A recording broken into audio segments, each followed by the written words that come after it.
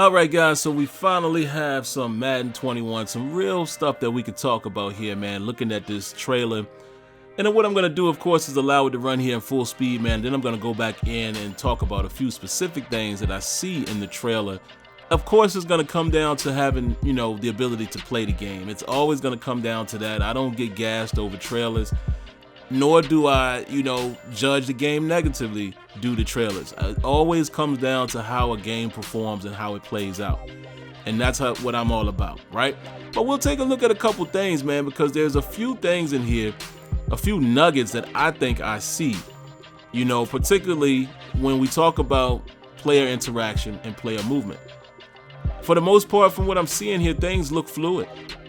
It looks fluid. Again, looks fluid. How it will play when we actually are able to play the game or demo or what have you, whatever's available. I don't know if there would be a demo, but you know what I mean. If you're able to rent the game or what have you, then we'll know for sure, or EA Access, right?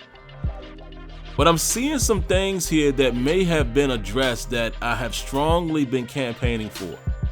And again, player movement, player interaction. And we already know, some of the controls that will be happening in the game, per the gridiron notes. And I'll probably come back in a second video to discuss those because I got something special I want to say to you guys about that. But let's take a closer look at this trailer, man. I'm going to break down a few different components here while I will replay them so I can spend a little more time, analyzing what I think I see. The first thing we're going to look at, and of course it has to be against my Steelers, right? We're going to look at how Lamar Jackson is able to break down the Steelers here. Now, what I want to pay attention to, I don't see any shifting. I don't see any overly excessive, fake out reactions from the defenders. Everything seems to be one-to-one. And look when Lamar Jackson gets hit here by Devin Bush. Look at how the physics seems to play out there, kicks his leg up. And then, of course, he's going to finish, and, what they're advertising in the gridiron notes, guys are going to be aware of where they are on the field. He's going to reach for the, the goal line here, and he gets the touchdown. Right? And you're going to see more instances of this. And like I said, this is just what we're seeing in the trailer. We have to see more from this game to really know if it's going to play out like that. But I have to be honest and give my opinion from what I see. It appears to be that there's a lot of fluidity here. And let's take a look at this juke. Look at this. There's no wasted motion. There's no wasted motion from what I'm seeing with these ball carriers.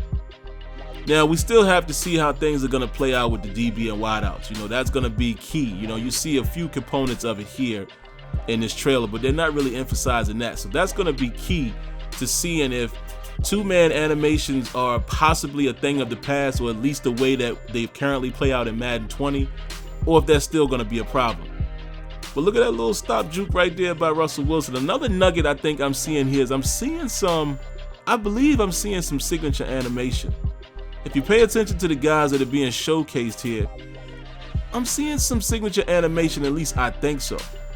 Now, of course, the pass rush moves, man, we know that they have been moved back to the right analog stick. That is a plus in my opinion. And like I said, I'll dive deeper into that, when I do the other video. I'm not sure when I'll get to that, maybe today. But again, I'm not seeing any wasted motion here. Animation quality is looking pretty good. The interactions between players are looking pretty good. But I have to see it and feel it for myself in the real game. But look at this right here. We're going to take a closer look at this. Look at this. Okay, that looks like more of a realistic gang tackle, and you see that what's this guy's name? Mark Ingram. I was about to call him Mark Jacobs. You see how the transference of his momentum and things like that moved. His legs were pushed together due to the physics. So it makes me wonder if Madden 21 has been able to improve upon the physics. Now look at this right here. Look at this transference of physical interaction. You know what I'm saying? Like, I didn't really necessarily like the way he sat down like that and waited for the tackle. I'd rather see him go towards the tackle. You saw that big hit right there and the guy's helmet knocks back. But let's take a look at this one last thing here. Look at how clean this is in terms of him being able to stop and take off running again. Look, no wasted motion.